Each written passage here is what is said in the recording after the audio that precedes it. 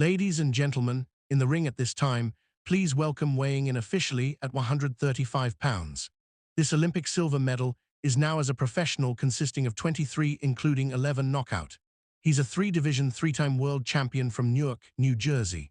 Former featherweight, world champion, former super featherweight, world champion, the reigning defending undefeated WBC lightweight champion of the world, Shakur Stevenson.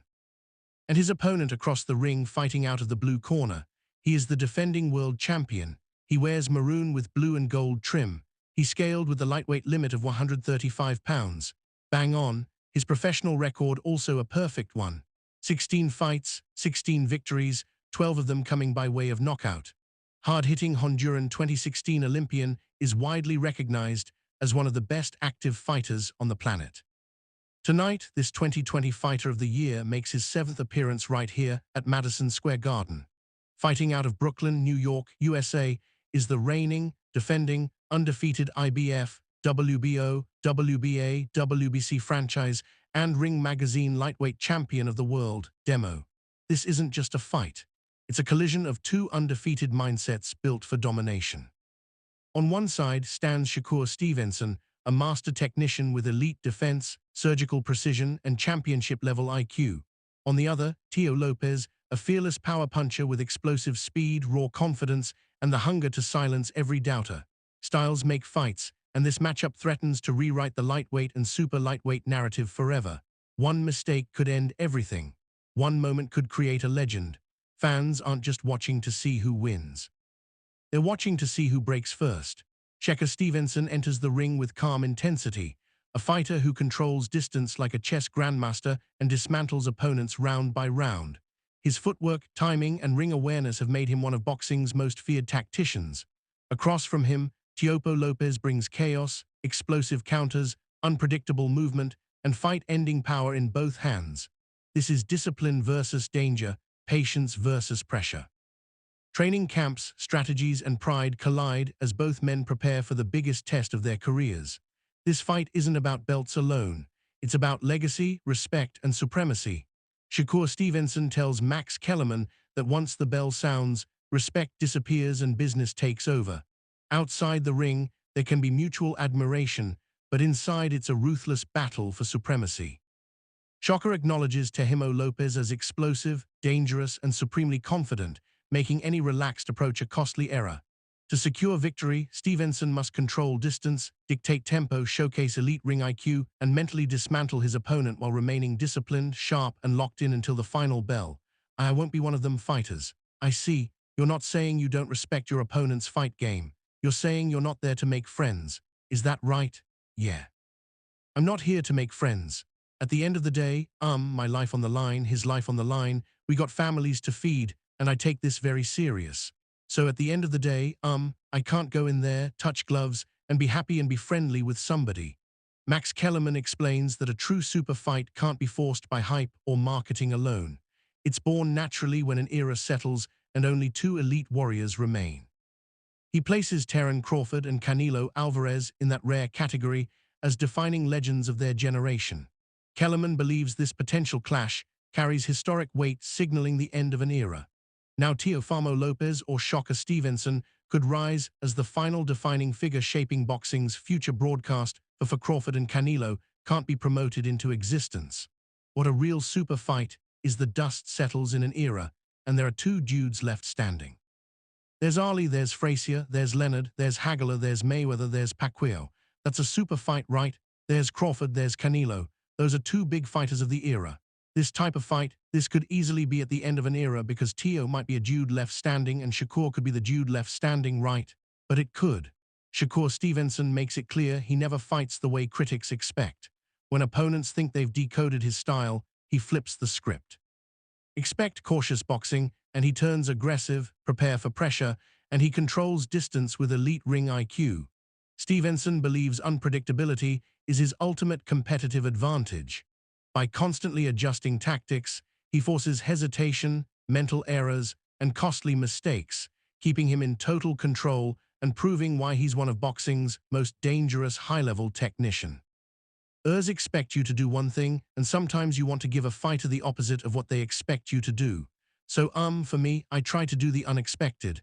I try to make sure if you go out there expecting me to move and running around the ring, I want to give you the opposite. So, it was a strategic game plan too. Did he have any pop at all?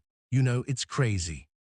A lot of people say that he don't, but like if somebody hits you in the same spot 500,000 times over and over, I don't give a circumflex, who it is. It's like boom, boom, boom, boom over and over. You're going to feel that spot. So, he's one of them guys like he going to constantly hit you over, and that's why his knockout percentage is a good knockout percentage. Would you say you were you obviously barely ever get hit in a fight, but because you were in a pocket, you got hit more than you normally get hit, right, in that fight. Did your body feel different after the fight? Hell yeah. I never left the ring feeling like Max Kellerman analyzes the matchup by reminding fans how often Teofimo Lopez has been underestimated. He recalls how the boxing world backed Josh Taylor only for Lopez to deliver a dominant elite-level performance. Kellerman also highlights Teofimo's historic win over Vasily Lomachenko, praising his urgency, volume, and championship IQ in the final round. Even in the loss to George Camber's Jr., Kellerman notes Lopez was battling a serious medical condition, proving one-off night should never define a proven pressure-tested champion. Taylor, but everyone was picking Josh Taylor that you spoke to in boxing. And we saw what Teo did to Josh Taylor. We saw what Teo did to Lomachenko, and one of the things that I think that gets lost in that fight against Lomachenko is Teo threw more than 100 punches in the final round to make sure he won that fight. Yeah, no question. Even in the loss that he had against Kambosos, where he had a puncture like he had some medical condition in his esophagus that was dangerous actually, and it looked like an off night. By the way, George Kambosos doesn't like when I say this, and I apologize. Understand it feels unfair to you, and maybe it is unfair, but this is my honest opinion, it may be, but it is still my honest opinion, Malik. I just have to be honest with the way I see it. I don't think that was the best version of Teo by a long shot, but even then he was rallying in that fight late, he has championship heart. And the thing I like about Teo's style, when you have a guy like Shakur whose defense is that good, and he's not just a guy who's going to hug you, Shakur Stevenson reveals that elite sparring sessions with Terence Crawford completely transformed his boxing IQ, trading rounds with Crawford's world-class intelligence, switch-hitting ability, and precision forced Shakur to sharpen his timing, speed, and in-ring decision-making. Those experiences elevated his composure and mental dominance.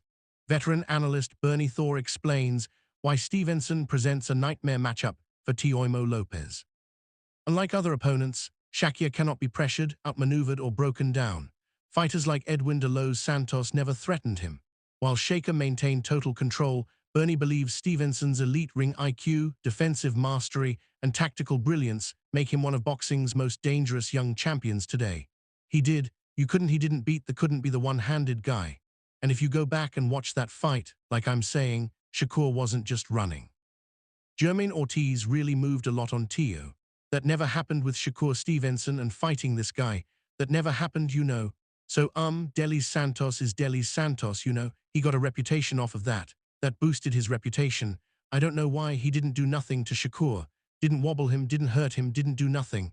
You know what I mean? And the man was one-handed. So, but shout out to De Los Santos. Like I say, I think he's more risk than reward.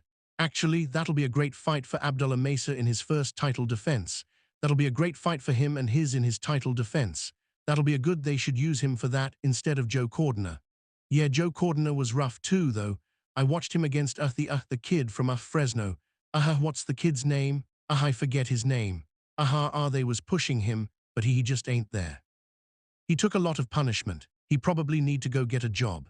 Gabriel Flores, Gabe Flores, yeah, Gabe Flores, from Vegas, yeah, he from Fresno or he from Sacramento, he from the Bay, yeah, he be training.